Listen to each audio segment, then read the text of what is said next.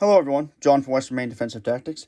I did a disassembly video the other day on this Petcock, and in reviewing that, I wasn't exactly happy with the detail that showed you in some respects. So I'm just going to disassemble this real quick and show you in detail some things that you might not have been able to see and explain things a little bit better because I made a mistake. So I've already assembled this. You have, your cover here, your spring, basically your valve. What I want to show you is the areas, where's my little pointer? Here it is. The areas where the tips here, I want to make sure that you can see that, but I can see these little raised tits here.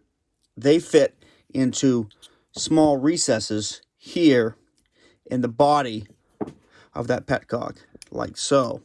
And there are two here that are side by side, here and here. So you can't put that in any other way but how it's supposed to go. You have the two that only line up this way to go like this. And then you have two staggered tips,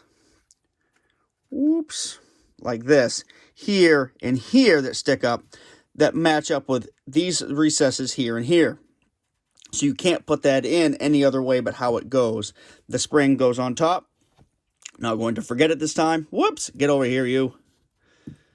Not going to forget it this time. Put that on top. On this particular sample, I'm not sure if it was true with all of them.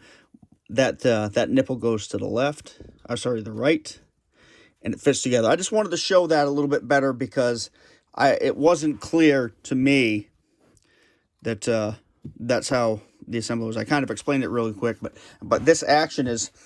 This is like the heart of it right here. You've got a membrane on this side and a rubber membrane on that side, and that kind of provides a little spring action to it. This spring pushes in on this to keep it closed unless there's vacuum suction on that nipple to pull it this way and open the valve. But anyway, that's got a little crud on it. I'm going to brush that off. There we go. Whoop, that came out. That's not supposed to do that. I'll clean and fix that later. Put that in there. Spring goes on. And this side of the Petcock goes together.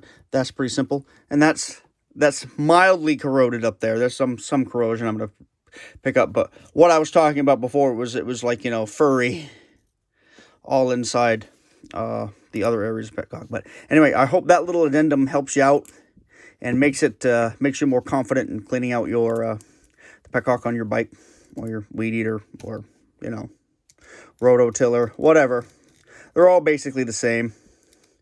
The vacuum ones, I don't know. I took one apart initially. When I did my bike, I took it apart without instruction because they're pretty simple. And some people might be saying, well, geez, you're being arrogant by putting this on here, thinking that people aren't going to figure it out. Well, what I've noticed over the years is there's a big disparity in people who are mechanically inclined, who aren't. And I'm not saying I'm perfectly mechanically inclined. I am a little bit.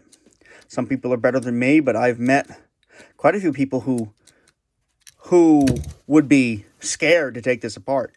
And, maybe I would have been at one time, but probably when I was a kid. But, gotta get all this crud out of there. When I was a kid, but man, I used to take things all apart all the time. Just ask my sisters. Anything complicated or electrical, I'd just take it apart and usually not be able to put it back together, but, spending a long enough time with something, you're going to figure it out. Anyway, so in other news, I bought another bike today, and it's another Kawasaki. I'm not a strict Kawasaki fanboy or any of that kind of stuff, but it seems like all I own right now is Kawasaki's. I sold my Suzuki, I sold my Yamaha, and I didn't really mean to. Well, I meant to sell them, but I didn't really mean to have exclusively Kawasaki's, but that's kind of how it's working out.